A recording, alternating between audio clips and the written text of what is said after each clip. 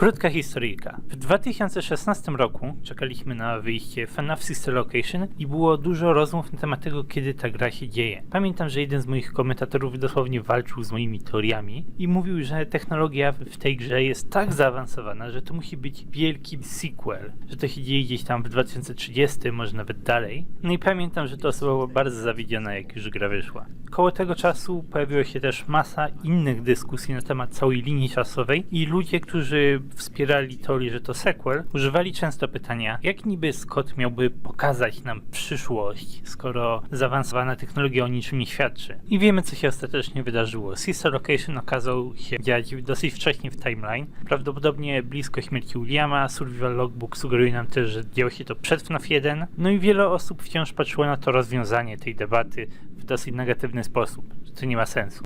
Żeby podać sobie trochę więcej przykładów, wydaje mi się, że wszyscy mogą się zgodzić, że technologia we FNAFie jest bardziej zaawansowana niż ta w prawdziwym świecie. Animatroniki nawet dzisiaj nie poruszają się po restauracjach.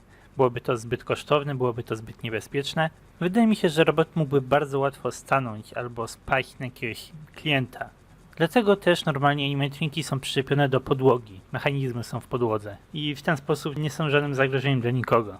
Innym rodzajem technologii, która wyprzedza nasz świat, są na przykład tablety, na których można sprawdzić kamery, czy system rozpoznawania twarzy.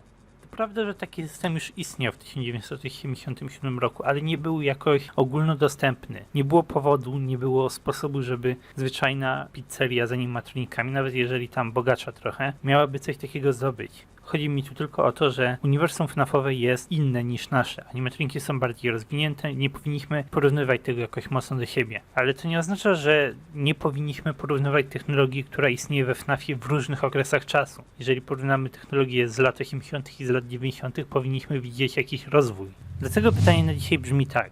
Jak mamy zadecydować, co jest czym? Jeżeli Scott da nam super futurystyczny setting, czy możemy go rzucić na koniec linii czasowej, czy może nie? Jak to właściwie działa?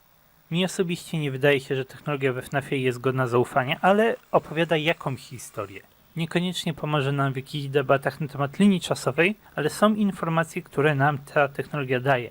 Istotną różnicą jest tutaj różnica pomiędzy Henrym a Williamem. Mamy Sister Location, które podobno dzieje się w przeszłości, jednak mamy duży, bardzo rozbudowany sprzęt. W tym samym czasie mamy Freddy Fazbear's Pizzeria Simulator, który wiemy, to jest fakt, że ta gra dzieje się daleko w przyszłości. Jeżeli spojrzymy tylko na pierwsze 6 gier, FFP dzieje się jako ostatnie. Znajduje się na końcu linii czasowej. Po FNAF 3 po 2023 roku. I wtedy w FFPS-ie dostajemy taki bardzo słaby, starożytny komputer, na którym mamy pracować. Co nam to porównanie mówi? Technologia w tym miejscu mówi nam o właścicielu tej technologii, a nie o okresie czasu, w którym ta technologia istnieje.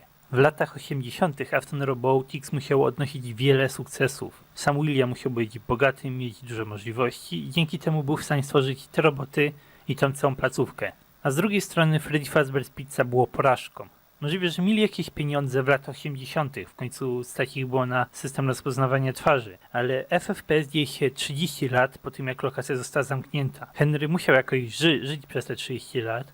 Ale rzeczywiście dużo nie włożył w tą placówkę. Największą rzecz, którą zrobił, to stworzenie tej pułapki. Wydaje mi się, że komputer, który jest w tej placówce, to jest komputer, który był używany w latach 80., kiedy ta lokacja była otworzona po raz pierwszy. Nie kupił niczego lepszego, to jest wciąż maszyna z lat 80., z lat 70. może nawet, podczas gdy cała gra dzieje się w przyszłości, w latach 2020. W obu tych sytuacjach technologia nie podaje nam roku, ale raczej pokazuje nam, jakiego sukcesu odnosiła postać, która posiada tą technologię. Ta technologia bardziej daje nam tło pod historię. Ale nie martwcie się, bo to jeszcze nie oznacza, że nie mamy żadnej możliwości, żeby ustalić te lata. Oczywiście, Scott zawsze może przekręcać nasze oczekiwania. FNAF 2 sugerował nam, że gra dzieje się w przyszłości, FNAF 4 sugerował nam 1987 rok, Sister Location znowu sugerował nam przyszłość, ale kiedy Scott chce nam pokazać prawdę, to może to zrobić w bardzo prosty sposób. To nie jest tak, że teasery ograniczają się do pokazania nam technologii. Dla przykładu, jeżeli spojrzymy na FNAF 3, to już od dnia pierwszego wiedzieliśmy, że ta gra dzieje się w przyszłości, chociaż nie mieliśmy zbyt wielu informacji. Kiedy teasery się zaczęły, dostaliśmy informacje 30 lat później. I to było wystarczająco. Wiedzieliśmy, że to jest sequel. Teraz mamy FNAFa 2020 i kiedy faktem jest to, że roboty nazywają się Glamrocki, i to może być dla nas trochę niejasne, bo Glam Rocky był popularny w latach 70., ale teasery tej gry pokazują nam w jasny sposób, że ta gra jest bezpośrednim sequelem do Help Wanted. Help Wanted zostawia nas z wielkim cliffhangerem. Poznajemy Vani ratuje Glitch Trapa, historia się w tym miejscu zamyka. Special Delivery daje nam parę informacji na temat Vani, tym bardziej wskazują na tą postać, jakby budowali ją na coś w przyszłości. Help Wanted pokazuje nam nową placówkę, która jest budowana i Vani jest specyficznie pokazana na jednym z teaserów. Wystarczająco dowodów na to, że to jest sequel. Technologia jest tylko jednym z punktów, ale ludzie za bardzo naciskają na tę technologię, za dużo chcą z niej wyciągnąć. A szczególnie w uniwersie FNAF-a. Nie ma powodu, żeby o tym za dużo myśleć. Scott jest wielkim fanem science fiction i on osobiście zgodził się z tym, że jego upodobania doprowadziły do wielu problemów w przeszłości. No i tak właśnie działają gry Scotta. Wydaje mi się, że ma to swój sens, że nie muszę tego wyjaśnić w jakiś bardziej konkretny, rozbudowany sposób. Technologia jest nierealistyczna w świecie FNAF-a, nie powinniśmy używać jej do linii czasowej. Jest masa innych elementów historii, która pomaga nam w tym temacie. Jeżeli Scott próbuje nas oszukać w teaserach, oszuka nas. Nie możemy wiele na ten temat zrobić. Ale nie powinniśmy patrzeć w te rzeczy jakoś za mocno. Nakręcać naszych oczekiwań, że to musi być sequel, to musi być, ta technologia nam dowodzi czegoś tam i tak dalej, ponieważ to może nie mieć żadnego znaczenia, albo umyślnie próbować nas oszukać. I mam nadzieję, że podobał wam się ten odcinek, mam nadzieję, że wyjaśnił trochę rzeczy na temat tego, jak Scott działa w tym temacie, jaki jest cel pokazywania różnych technologii w specyficznych grach.